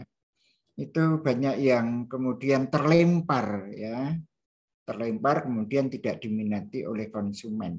Seperti kemarin saya sebenarnya sudah juga tidak percaya, tetapi kemudian saya coba yang kedua. Yang pertama satu pesan bunga mawar, kemudian saya sudah tidak percaya, kemudian saya akhirnya pesan alpukat. Tapi yang kedua itu memang saya sengaja, itu juga tidak memuaskan. Nah, bagaimana Mas Dama peran panjenengan dalam upaya kalau kita punya usaha, tapi saya mohon sharing pengalaman di perusahaan Mas Dama untuk bisa memberikan kepuasan kepada pelanggan. Karena panjenengan kan bisa dihitung stafnya, tapi yang follower misalnya saya bisa masuk itu kan tidak bisa dihitung. Nah ini bagaimana pengelolaannya? Terima kasih Mas Dama. Iya Pak, matur pertanyaannya Pak. Ini teknis juga ini pertanyaan Pak. Ini mungkin titik beratnya pertanyaannya pada kita sebagai ekspeditor ya Pak, gitu ya. Kalau pengalaman kami itu ini juga tergantung value perusahaan juga ya Pak, value di usaha juga. Kita harus transparansi pertama Pak. Yang kita bangun di perusahaan, kita transparansi dan jujur. Artinya ketika kondisi barang memang ini pengalaman di ini ya Pak. Kalau di buah dan sayur kan memang sangat dinamis gitu, dan produknya memang produknya memang tidak selalu sempurna gitu. Kalau di kami gitu, kami akan selalu jujur dan kita mengkonfirmasi ke petani ya Pak, petani sebagai yang menyediakan barang bahwa barangnya ini seperti apa. Ketika petani nggak jujur, ketika kita sudah cross check, kita harus cross check ke penerima barang Pak. Gitu. Itu yang kami lakukan. Jadi ada konfirmasi, ada double cross check dan double konfirmasi yang kita lakukan. Tapi itu tidak semua perusahaan melakukan itu Pak, maksudnya. Kalau kami kan nek bahasanya itu ingin menjalin silaturahmi yang panjang gitu Pak, agar pelanggan itu tidak kecewa gitu. Nah, dan kami jujur ketika kita mengirim barang ya Pak. Ini kan bedanya adalah kita memakai teknologi atau enggak. Kalau kita memakai teknologi itu mengkonfirmasinya susah. Maksudnya siapa yang akan dikonfirmasi gitu. Itu memang ya plus minus lah kita memakai teknologi atau secara konvensional. Kalau secara konvensional kita juga memakai WhatsApp gitu maksudnya. WhatsApp dan konfirmasi double check itu bahwa barang yang cacat itu segini banyak, kompensasinya seperti apa, ganti ruginya seperti apa, atau barang itu di cancel. Itu di kami seperti itu karena kita muatannya muatan full terus Pak. Kalau yang kiriman-kiriman konsolidator kan tidak selalu full. Maksudnya satu petani satu kiriman gitu, yang tadi kan muat sebagian, satu kiriman langsung dikirim Pak. Gitu. Kalau kami itu memang benar-benar kita cek, kita sebagai konsolidator juga, petani A, petani B, petani C, kita cek, kemudian kita konfirmasi ke pengirim. Gitu. Dan itu berjalan, alhamdulillah sampai sekarang, walaupun ya terkadang ada miskomunikasi ya Pak, di jalan barangnya rusak atau apa, tapi kita selalu menerapkan prinsip jujur. Jadi kita transparansi ke konsumen. Walaupun Pak Nyun Sewu di lapangan kadang-kadang supir susah dikontrol Pak. Supir kernet itu memang susah dikontrol karena karena gitulah Pak, ya namanya manusia gitu. Jadi kita sudah buat SOP, kita di atas sudah membuat aturan yang jelas, konfirmasi, double check, tapi di lapangan terkadang tidak dilakukan. Itu memang beberapa kali kasusnya seperti itu. Itu mungkin gambaran dari kami Pak, atau menjawab atau buatan Pak. Saya kira yang di konsolidator itu jadi peran untuk memberikan pencerahan kepada yang terkait, karena pelakunya kan tidak mesti harus kita sendiri kan, kita bisa pada orang lain. Juga termasuk packing, juga termasuk bagaimana menangani karakteristik daripada barang itu sendiri. Ya, misalnya kalau bibit itu kemudian diberi tanah liat itu untuk 3 hari mungkin akan segar, tapi kan itu justru mematikan benda. Nah, mestinya bagaimana untuk bisa memberikan agar tidak rusak akarnya. Nah, di situ peran konsolidator. Mungkin ini yang menarik untuk yang belum bisa terbayangkan bagi kami, Mas Dama. Oke. Kita kan juga sebagai ekspeditor full dan konsolidator nih Pak. Memang basicnya kita seperti itu. Mungkin teman-teman gini, ketika kita mulai sebagai business owner di bidang logistik, kita bisa mulai dari konsolidator. Karena konsolidator itu kita tidak harus punya kendaraan. Itu yang pertama Pak.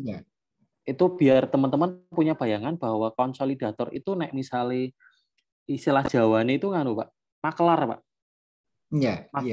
Maklar, bukan maklar kita jualan apa ya Pak, tapi kita ngeguhke truk yang punya truk, kemudian ngeguhke petani-petani yang memang dia mau kiriman dia mau kiriman ke misalnya ke Jakarta gitu. Itu seperti itu. Nah, peran konsolidator sebenarnya secara teknis itu memastikan packingan itu aman, Pak. Aman sampai tujuan. Kalau kita kan kirimannya ini, Pak. Sayur dan buah-buahannya itu salak dan Pak. Saya tuh lupa. Kadang buah naga. Nah, kita itu harus kalau di truk ya, Pak, kalau secara teknis kita harus memastikan buah-buah yang ada di bawah, packingan di bawah ya, Pak. Karena memang perjalanan ke Jakarta itu sekitar 12 jam kira-kira 10 sampai 12 jam kalau dari Jawa Tengah. Buah-buah yang posisi di bawah itu jangan yang matang, Pak. Gitu. Jadi yang setengah matang atau yang bahkan mentah. Agar kenapa? Agar ketika sampai tujuan itu enggak busuk. Gitu. Ketika yang bawah. Jadi biasanya itu kalau di packingan, kalau kita packing ya, proses stuffing itu packingannya atau keranjangnya itu sudah dikasih tanda. Oh, ini yang di bawah semua karena dia belum matang, yang di atas itu yang rada matang.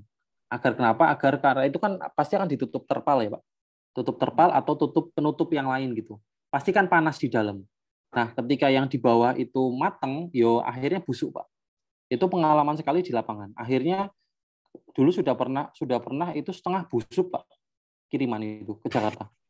Petani itu enggak mau tahu gitu. Dan kita juga nggak tahu gitu, Pak.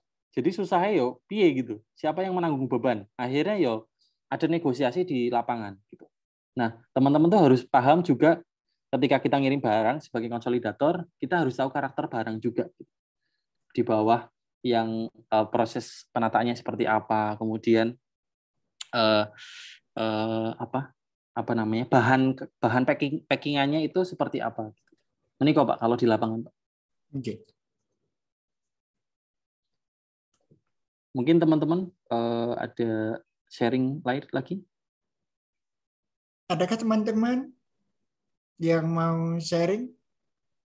Mbak Cantik mungkin, Mbak, memberikan pertanyaan lagi atau bertanya gitu. Cantik.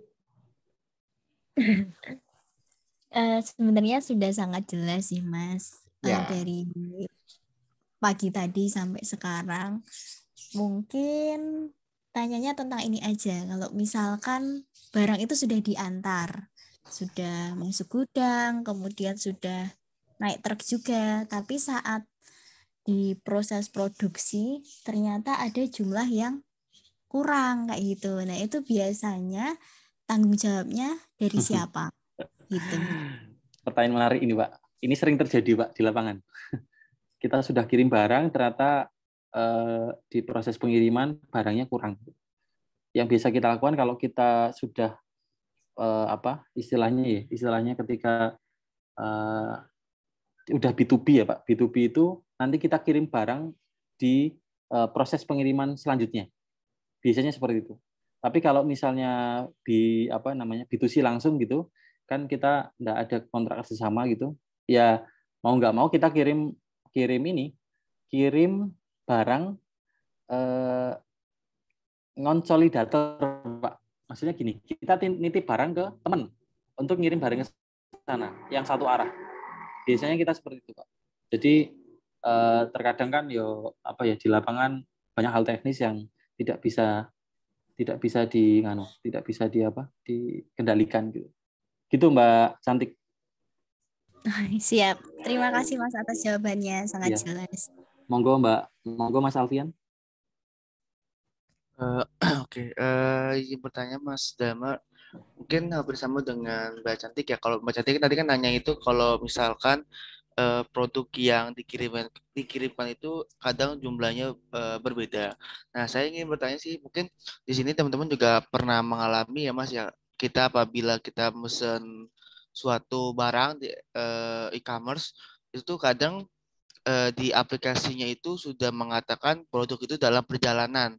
Nah, sedangkan di estimasinya itu sudah misalkan 3 hari sampai tanggal sekian misalkan. Nah, sampai tanggal sekian itu produknya itu belum melakukan perjalanan gitu, belum pengiriman.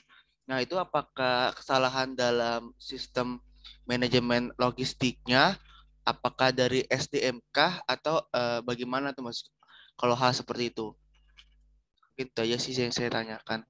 Oke, matur nuwun Mas Alfian. Saya mengkonfirmasi. Ini berarti ketika sudah di check out ya Mas, sudah masuk pick up ya? Sudah untuk proses masuk pick up ya. Nah, sudah, tadi kalau misal kita bicara ini ya Mas, di proses itu apa namanya ya? Memang ada beberapa kasus yang barangnya itu tidak cepat dikirim. Pertama adalah kalau ini secara lapangan gitu ya. Penjual sudah ngirim ke collection point ke JNT, kemudian di JNT itu terkadang lupa Mas. Atau apa ya? Nek Jawane itu ketelingsut lho, apa ya? Istilahnya apa namanya ya? Ke singkir gitu loh Mas, gitu. Itu ada beberapa kasus seperti itu. Jadi memang di drop point akhirnya atau collection point tidak diproses atau baru apa namanya? Baru ditata ulang di sortiran mereka baru ke apa namanya? Ketemu barang itu. Itu pertama, itu sering terjadi. Kedua, karena gini. Ini buat pengalaman teman-teman ya. Tidak semua agen itu punya kan kalau di JNT, kalau di Express kan dia punya SOP ya, Mas Mbak. Tapi tidak semua SOP itu secara spesifik mengatur perlakuan ke barang. Misalnya gini, ketika 44 ya, misalnya ada 4433 itu kan barang masuk ke semua ke collection point atau drop point. Itu kan barang disortir.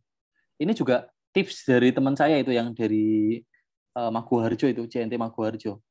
Jadi kan kalau zaman sekarang kan dia pasti sudah ada barcode gitu kan, barcode dan itu kemana gitu. Itu mereka itu kalau setiap agen itu punya cara sendiri-sendiri. Nah, cara yang paling efektif menurut teman saya ketika barangnya banyak biar tidak tersingkir itu barangnya, itu disesuaikan sesuai pulau atau sesuai provinsi. Nah, nanti di perintilan resi itu juga disesuaikan sesuai dengan kiriman provinsi atau pulau. Nah, tips trik itu tidak dilaksanakan atau tidak dilakukan di semua agen, Mas. Karena pengetahuan setiap agen itu berbeda-beda secara SDM. Itu kalau di lapangan seperti itu. Makanya terkadang memang barang itu kirimannya akhir kemana, terus tidak kekirim-kirim, itu seperti itu Mas, di lapangan seperti itu. Itu tuh udah terjadi Mas, teman saya itu cerita sendiri kalau dia itu salah beberapa kali nempelai resi Mas. Kalau di e-commerce kan masuk collection point gitu, dia langsung ngeprint resi di counternya, kemudian ditempelkan itu. Itu tuh salah nempelkan Mas. Artinya apa? Artinya berarti barangnya itu kelempar kemana gitu. Nah, itu sampai detail itu tuh terjadi di lapangan. Nah, bahasa teman saya itu, ya berarti yang di agen itu lagi ngantuk gitu, lagi akeh pikiran gitu. Gitu, Mas. Itu kalau di lapangan seperti itu. Oh, berarti emang sih teman-teman tuh kadang suka bikin postingan kayak misalkan dia mesennya di mana, tiba-tiba barangnya ada di Sumatera atau di Iya, Kalimantan. memang kayak gitu, Mas. Memang ya, seperti itu. Bisa terjadi karena kesalahan dari SDM-nya atau juga bisa jadi sistemnya itu juga bisa berpengaruh juga Mas ya. Nah, sistem enggak Mas, tapi SDM. Oke. Salah nempelkan dan salah mencortir. Itu udah hal biasa di ekspedisi. Jadi itu kayak penyakit itu loh Mas. Oke, siap. Gitu. Terima kasih Mas Dama. Nggih, matur nuwun.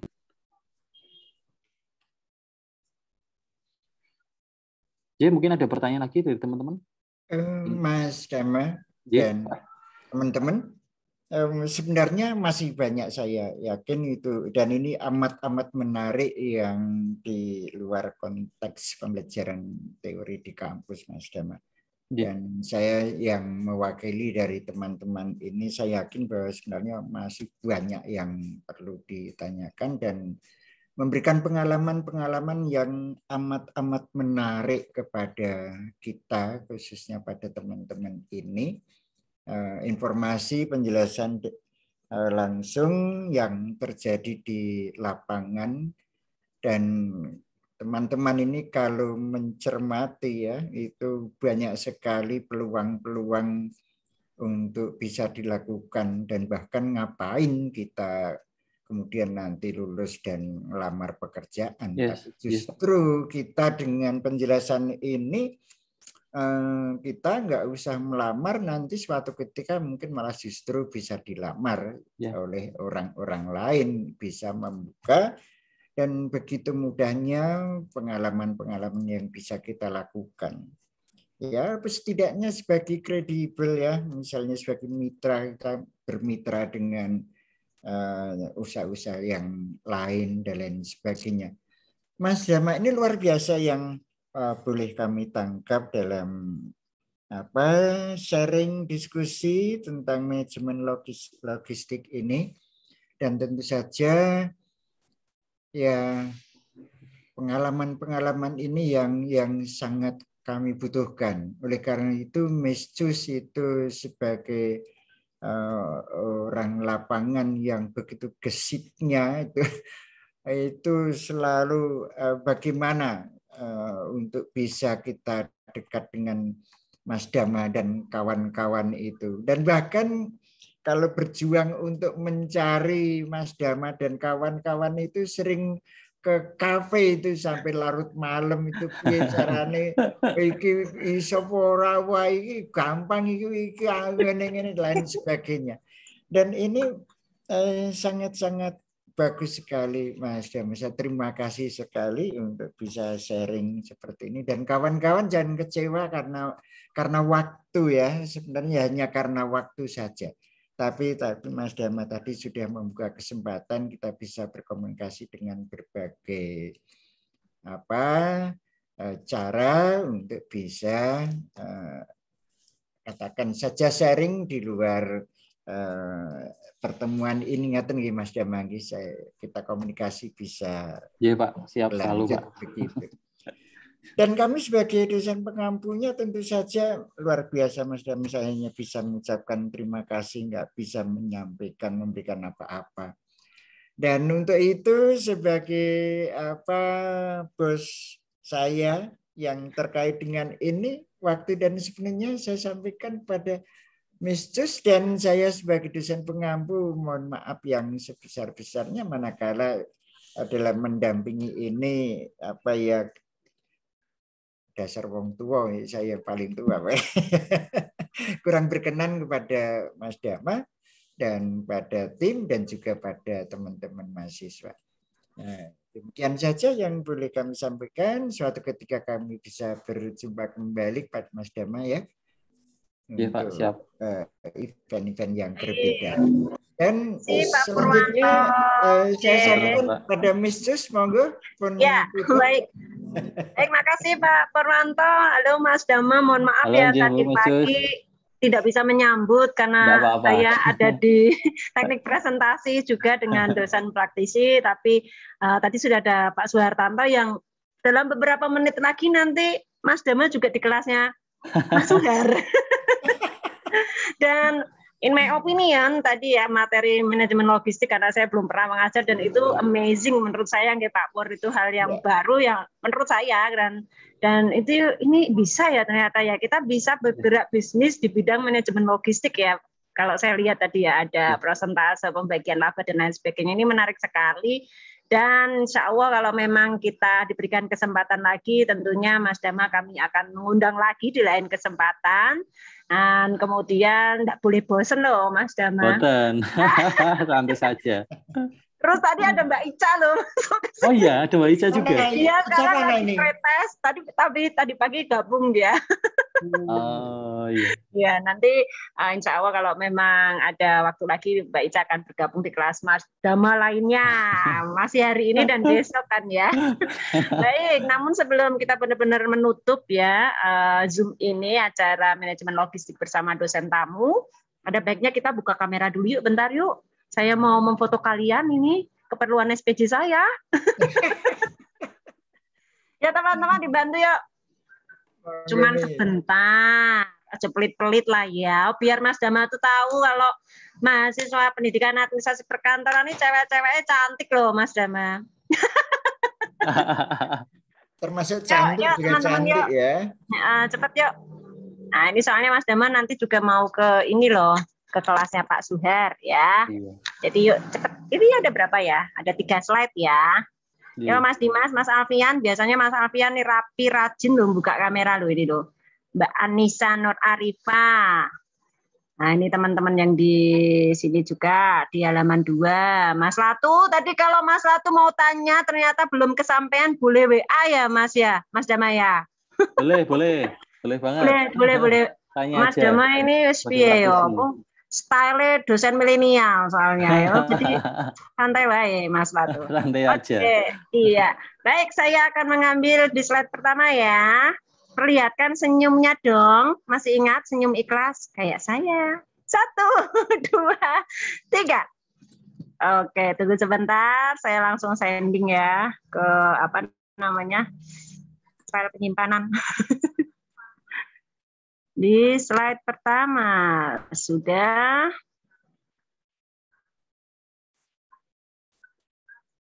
Kemudian di slide kedua. Yuk perlihatkan giginya. Senyum cemerlang. Cheers. Ya. Mas Dimas Elik piye kabare? Oh, ada lama nggak ketemu Mas Dimas Elik deh saya ini. Oke, baris 2 sudah. Baris 3. Alright. 1, 2, 3. Oke. Baik, terima kasih semuanya. Matur nuwun Pak Purwanto yang sudah membersamai Mas Dama yang sudah matur nuwun Pak Purwanto. Ya, dan teman-teman serta Mas Suhartanto ini yang ternyata udah membantu saya tadi ya di awal, dan saya akhiri sekali lagi terima kasih banyak Mas Dama, nanti berapa menit kita gabung lagi. Mas Suhartanto, terima kasih Mas Dama. Terima kasih teman-teman. Dadah.